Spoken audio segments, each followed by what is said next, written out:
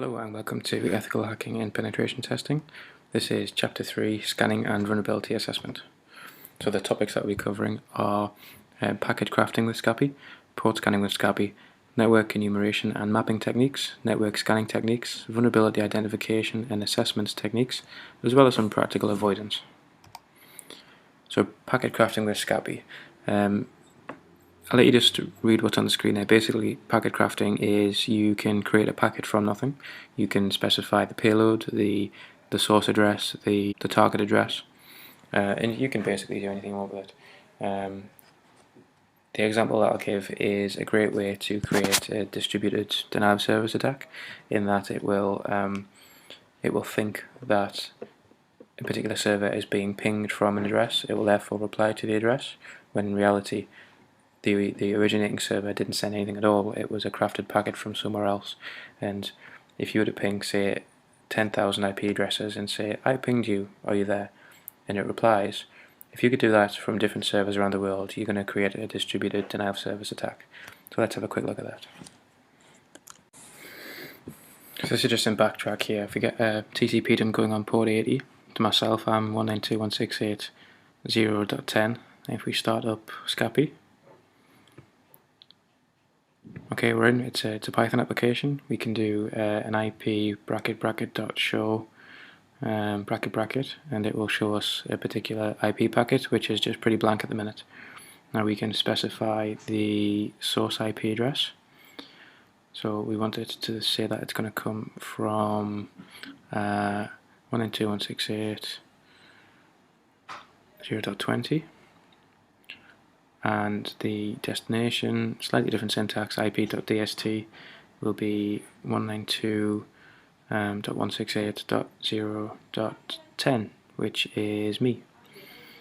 So now we can look at the IP and we can see that's the source and destination address. We can have a look and we can encode it with a TCP header, and then we can specify in the TCP header that we want the source port to be something like 8080, and the destination port we'll say port 80 because that's what I've got the TCP dump ring on.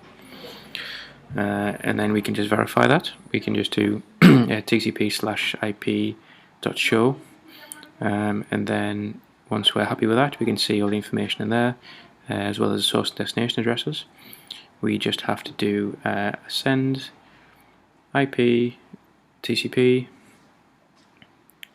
and then we can see on the right hand side it's got a spoof source address because that isn't me, and the destination address is me. I received that. So if we encoded that with ICMP, I would try and reply to it.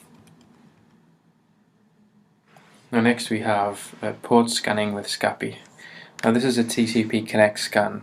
A client trying to connect to a server on port 80 initializes the connection by sending this a TCP packet with the SYN flag set and the port to which it wants to connect. In this case it's going to be port 80. If the port is open on the server and is accepting connections, it will respond with a TCP packet with the SYN and the ACK flag set.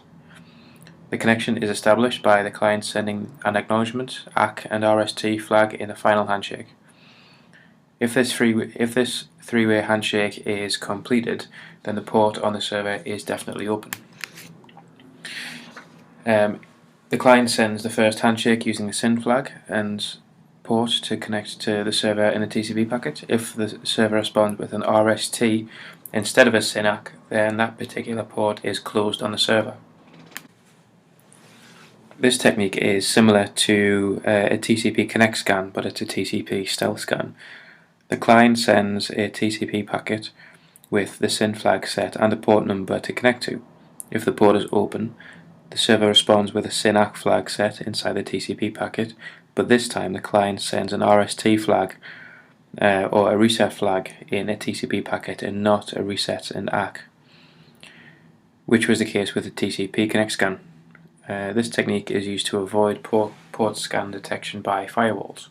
So it thinks that you don't require the connection anymore because you are sending an RST pack. As soon as it says yes, I'm open, it's saying it doesn't matter anymore.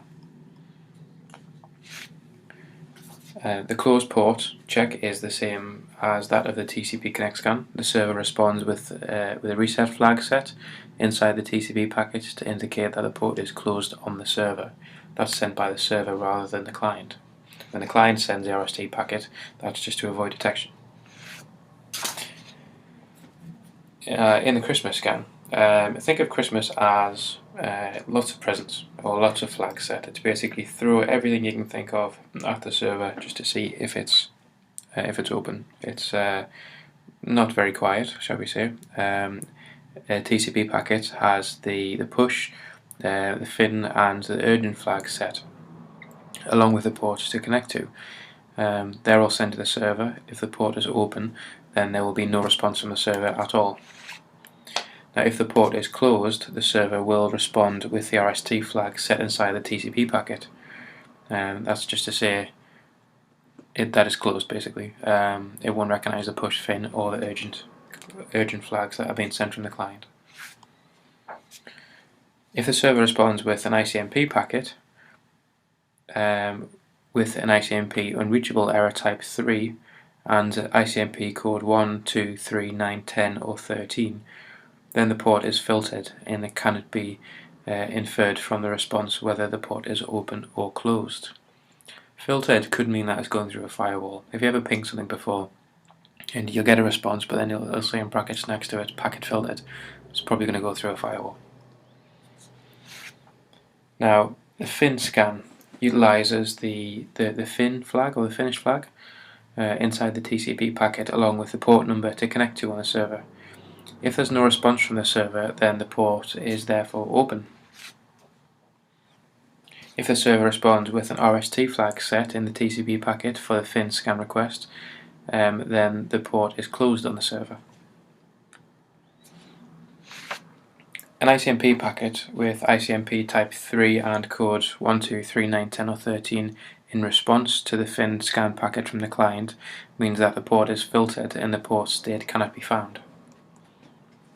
So you don't know if it's open or closed. In a null scan, no flag is set at all inside the TCP packet. The TCP packet is sent along with the port number only to the server, and if the server sends no response to the null scan packet, then that particular packet is open. That particular port is open. If the server responds with a reset flag in the TCP packet, then the connection is definitely closed on the server. An ICMP error of type 3 and code 1, 2, 3, 9, 10 or 13 means that the port is filtered, possibly behind a firewall, and you're not sure if it is open or closed. The TCP ACK scan is not used to find the open or closed state of a port, rather it's used to find if a stateful firewall is present on the server or not. It only tells if the port is filtered or not. This scan type definitely can't find the open or closed status of a port. As you can see there, it sends ACK plus the port, and it sends a reset, the port is unfiltered or filtered. So for a TCP ACK scan, a TCP packet with the ACK flag is sent to the server, and if the server responds with the RST flag set inside the TCP packet, then the port is unfiltered and a stateful firewall is actually absent. If the server doesn't respond to our TCP ACK scan, or if it responds with a TCP packet with the ICMP type 3, code 1, 2, 3, 9, 10 or 13 set, then the port is filtered and it's definitely behind a stateful firewall.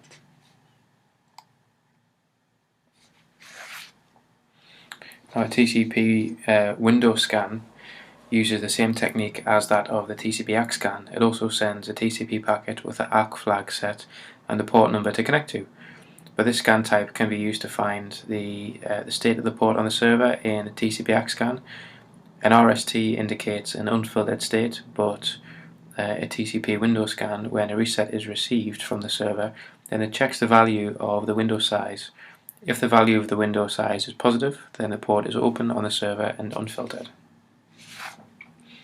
Now, network enumeration and mapping techniques.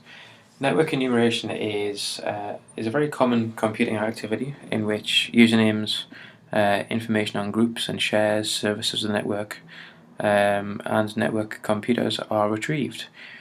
It shouldn't be confused with network mapping, which retrieves information about which servers are connected where, etc., and what's running on them. This is more kind of penetrative. It's what's going on within the servers, how many users are there, what privileges do they have, what shares are open, what network file systems are there. There's a few tools that you can use for it. Kin Enable is really good. It's kind of an all-in-one tool for this kind of thing. There's definitely ways you can do it inside Metasploit as well. So we'll see what we can find in a later demonstration on our test network.